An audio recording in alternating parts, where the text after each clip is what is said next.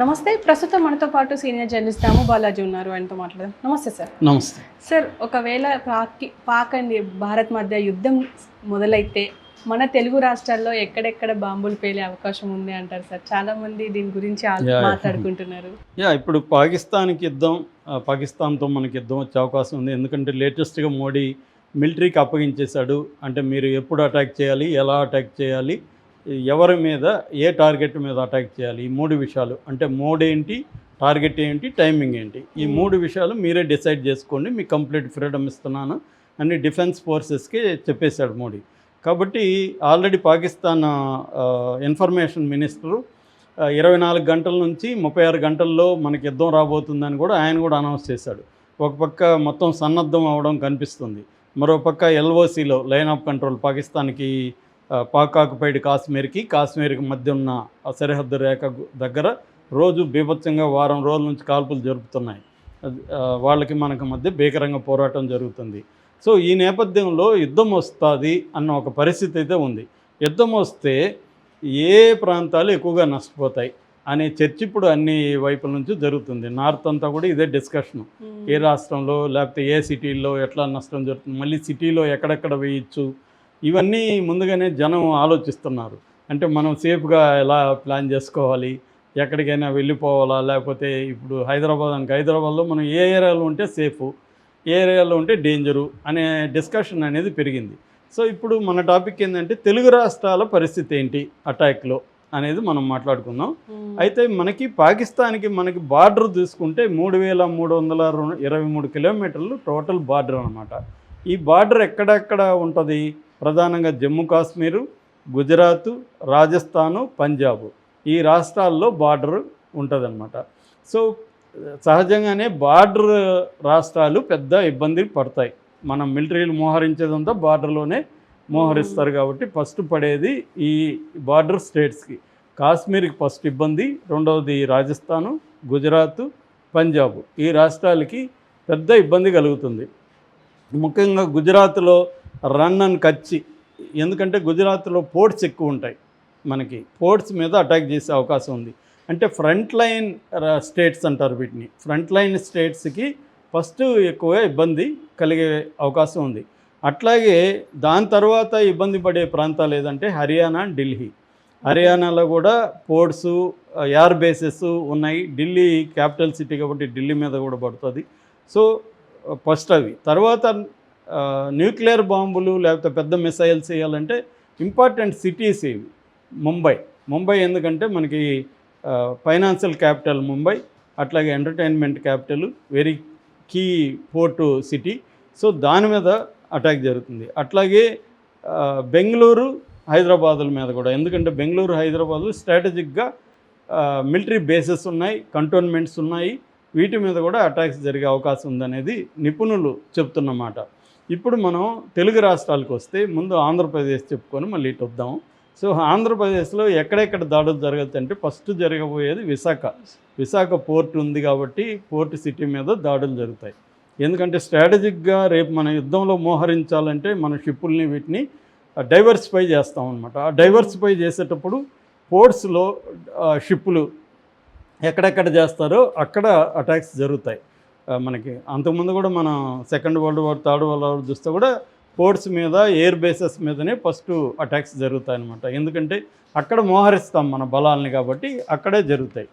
అలాగే విశాఖపట్నం కావచ్చు, మిగతా మచిలీపట్నం కావచ్చు, మిగతా కృష్ణపట్నం, మిగతా పోర్ట్స్ మీద అక్కడ బలంగా జరిగే అవకాశం ఉంది.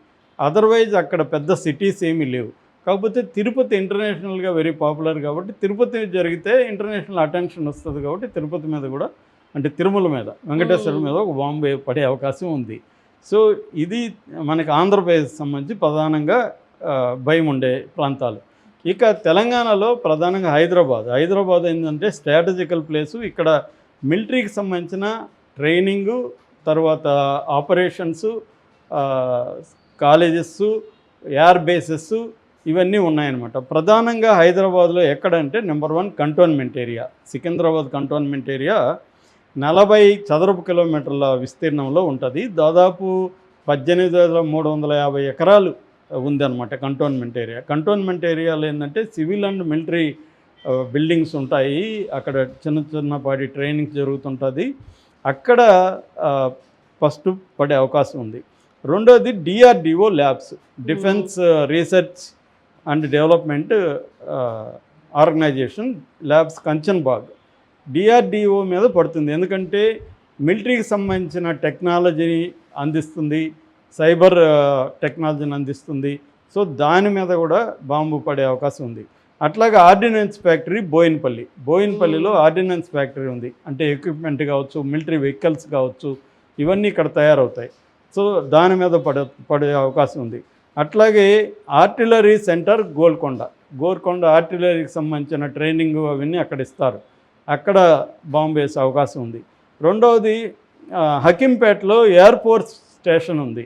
ఈ ఎయిర్ఫోర్స్ స్టేషన్లో కూడా మనకు అక్కడ ట్రైనింగ్ ఆపరేషన్స్ ఇవన్నీ జరుగుతాయి. ట్రైనింగ్ అండ్ ఆపరేషన్స్ రెండు కూడా హకీంపేటలో ఉండే ఎయిర్ బేస్ స్టేషన్లో జరుగుతాయి. సో దాని మీద ఒక బాంబు పడే అవకాశం ఉంది. అలాగే మిలిటరీ హాస్పిటల్ బొల్లారంలో మిలిటరీ హాస్పిటల్ ఉంది, అక్కడ పడే అవకాశం ఉంది. మెహదీపట్నంలో గ్యారిసన్ ఉంది, అక్కడ పడే అవకాశం ఉంది. సో అట్లాగే మిలిటరీ కాలేజ్ ఉంది మనకి, అక్కడ ఎయిర్ బేసెస్ ఉన్నాయన్నమాట, అక్కడ పడే అవకాశం ఉంది. మిలిటరీ కమాండ్ సెంటర్స్ ఉన్నాయి అక్కడక్కడ. సో ఇక్కడక్కడ ఈ ప్రాంతాలంతా ఫస్ట్ పడే అవకాశం ఉంది. అయితే చాలామంది ఏమనుకుంటున్నారంటే ఇవే కదా పడతాయి, మనం వెళ్ళి ఓల్డ్ సిటీలోనో లేకపోతే అవుట్స్కట్స్లో రామోజీ ఫిలిం సిటీ దగ్గర ఎక్కడో రూములు తీసుకొని ఇల్లు తీసుకొని అక్కడ ఉండిపోవచ్చు కదా అనే ప్లాన్లు కొంతమంది వేసుకుంటున్నారు హైదరాబాద్లో ఉంటే. సో వీళ్ళకి ఇప్పుడు ఏంటంటే ఇక్కడ మనం గుర్తుపెట్టుకోవాల్సింది, ఒక బాంబు లేకపోతే ఒక మిసైల్ వేస్తే అక్కడ మాత్రమే ప్రమాదం జరుగుతుందా, పక్కన జరగదా అంటే చెప్పలేం. ఎందుకంటే ప్రెసిషన్ స్ట్రైక్స్ అంటారు, అంటే ఎక్కడేస్తే అక్కడ వరకే డ్యామేజ్ జరిగే విధంగా మిసైల్స్ కొన్ని ఉన్నాయి. అట్లా కాకుండా ప్రెసిషన్ లేని ఉన్నాయి, ఒక దగ్గర వేస్తే చాలా ఏరియాలు కవర్ అయ్యే అవకాశాలు ఉంది. అట్లా కానీ జరిగితే మాత్రం అప్పుడు సేఫ్ ప్లేసులు కాదు. కాకపోతే అవుట్స్కట్స్ అనేవి కొంత సేఫ్ కావచ్చు. అప్పుడు ఓల్డ్ సిటీ, ఎందుకంటే ఓల్డ్ సిటీ ముస్లిమ్స్ కాబట్టి వెయ్యర్ అనే ఒక ఫిలాసఫీ వీళ్ళు పెట్టుకున్నారు. కానీ యుద్ధంలో అట్లేమీ ఉండదు. ఒక్కోసారి ఏంటంటే అదేదో అంటాడు, ఒక పతంజలి నవల్లో ఒక ఇది ఉంటుంది, వీడు మనోళ్ళనే కొట్టాల్సిన మన శత్రువులనే కొట్టాల్సిన పని లేదు, నీకు కొట్టాలనిపిస్తే మనోళ్ళని కూడా కొట్టంటాడు. అంటే కొట్టడం ముఖ్యం ఇక్కడ అని యుద్ధం వస్తే. అలాగా యుద్ధం వస్తే కరెక్ట్గా ఈ ప్రాంతంలోనే నష్టం జరుగుతుందని చెప్పలేం. ఇప్పుడు లెబనాన్ మీద బాంబులు వేస్తున్నారు, ఓన్లీ మిలిటరీ దీని మీద వేయలేదు, వాళ్ళు సివిల్ దీని మీద కూడా వేసేస్తున్నారు ఇజ్రాయిల్. ఒకసారి యుద్ధం స్టార్ట్ అయినాక గందరగోళం నెలకొంటుంది, ఎక్కడ వేయాలి ఎవడు వేయాలి ఏం గందరగోళం ఉంటుంది. నష్టం జరగాలి కాబట్టి ఇంక అందరి మీద వేయడం మొదలు పెడతారు. మామూలుగా సామెత ఏమంటే, నేను నిన్ను దెబ్బ కొడితే నీకే తగలాలి, ప్రజలకు దెబ్బ తగలకూడదు. నువ్వు నాకు దెబ్బ కొడితే నాకు తగలకూడదు, ప్రజలకు తగలాలి అనేది ఒక సామెత. కానీ ఇక్కడ అట్లా లేదు. ఇప్పుడు మనం ఆల్రెడీ ప్రజల్ని దెబ్బ కొట్టేసాం, పాకిస్తాన్ ప్రజలందరికీ కూడా నష్టం జరిగే విధంగా మనం ఇండస్ వాటర్ ట్రీటీ జరిగింది. అందుకని ప్రజల్లో ఇప్పుడు పాకిస్తాన్ పాలకుల పట్ల, అసీం మునీర్ పట్ల సాఫ్ట్ కార్నర్ వచ్చేసింది అక్కడ పాకిస్తాన్లో మనం చేసిన ఆ చర్య వల్ల. మనం ఎందుకంటే శత్రువుని దెబ్బ కొట్టకుండా శత్రువు ప్రజలను కూడా దెబ్బ కొట్టాము అక్కడ ఆల్రెడీ. సో ఇప్పుడు ఇవన్నీ జరిగినప్పుడు మనకు మాత్రం ఈ సెంటర్లోనే ఏరియా వేస్తారు ఖచ్చితంగా ఇక్కడైతే. కానీ ఆ తర్వాత మిగతా వాటి మీద కూడా పడే అవకాశం ఉంది. దీని ప్రభావం ఈ ప్రజలంతా మళ్ళీ ఇటువైపుకి వస్తారుగా. మనం ఎక్కడైతే సేఫ్ అనుకుంటామో, ఓల్డ్ సిటీ అనుకుంటే వీళ్ళందరూ మళ్ళీ ఓల్డ్ సిటీ మీద పడతారు కదా. సో కాబట్టి ఒకసారి యుద్ధం వచ్చినాక ఎవరు సేఫ్ కాదనేది చెప్పలేము. కాకపోతే కొన్ని స్ట్రాటజిక్ ప్లేసెస్ అయితే మాత్రం అవాయిడ్ చేయాలి. అది గవర్నమెంటే ముందుగా హెచ్చరిస్తుంది మనకి. గవర్నమెంట్ చెప్తుంది ఈ ప్లేసుల నుంచి ఎవాక్యువేట్ చేసేయండి అని మనకు చెప్తుంది. అందుకని ఒకవేళ యుద్ధం వస్తే మాత్రం ఆ యుద్ధం ఏ స్థాయిలో ఉంటుందనే దాన్ని బట్టి ఆధారపడింది. ఎందుకంటే న్యూక్లియర్ వెపన్స్ వేస్తే మాత్రం 1000 ఏళ్ళు మనం వెనక్కి వెళ్ళిపోవాల్సి వస్తుంది. కనీసం 5 నుంచి 10 కోట్ల మంది చనిపోయే అవకాశాలు ఉన్నాయని చెప్తున్నారు. అది రాకుండా ఉండడానికి ప్రపంచం అంతా రంగంలోకి దిగుతుంది. న్యూక్లియర్ వెపన్స్ వేయడం కష్టం, ఎందుకంటే న్యూక్లియర్ వెపన్స్ పాకిస్తాన్ ఫస్ట్ వేయాలి. ఎందుకంటే మనం ఫస్ట్ యూజ్ చేసే పాలసీ మన దగ్గర లేదు, పాకిస్తాన్ దగ్గర ఉంది. పాకిస్తాన్ ఫస్ట్ యూజ్ పాలసీ ఉంది, మనం ఫస్ట్ యూజ్ పాలసీ లేదు. మనం ఏదో ఎవడన్నా వేస్తే మళ్ళీ మనం వేస్తాం, అంతే తప్ప మనం ఫస్ట్ వేయం. కానీ పాకిస్తాన్కి ఆ రూల్ లేదు, పాకిస్తాన్ ఫస్ట్ వేయగలదు. సో కాబట్టి ఫస్ట్ నష్టం ఇండియాకే జరుగుతుంది. నెక్స్ట్ పాకిస్తాన్కి కూడా జరుగుతుంది. అంటే ఒకసారి ఇండియా మీద వేస్తే పాకిస్తాన్కు మళ్ళీ మనం వేస్తాం కాబట్టి పాకిస్తాన్ కూడా సేఫ్ కాదు. కాకపోతే ఆ సిచ్యువేషన్ రాకుండా ఉండాలంటే ఇప్పుడు మోడీ ప్రభుత్వం తీసుకునే చర్యలు అంటే మన దేశంలో టెర్రరిస్ట్ యాక్టివిటీ జరిగింది, మనం కక్ష తీర్చుకోవాలి. కానీ ఎట్లా తీర్చుకోవాలనేది ఇంపార్టెంట్.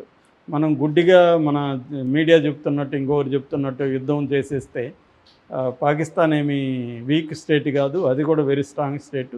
మొత్తం ఆర్మీ పరంగా అది 6వ ప్లేస్లో ఉంది. దాని దగ్గర న్యూక్లియర్ వెపన్స్ ఉన్నాయి, చైనా సపోర్ట్ ఉంది, తర్వాత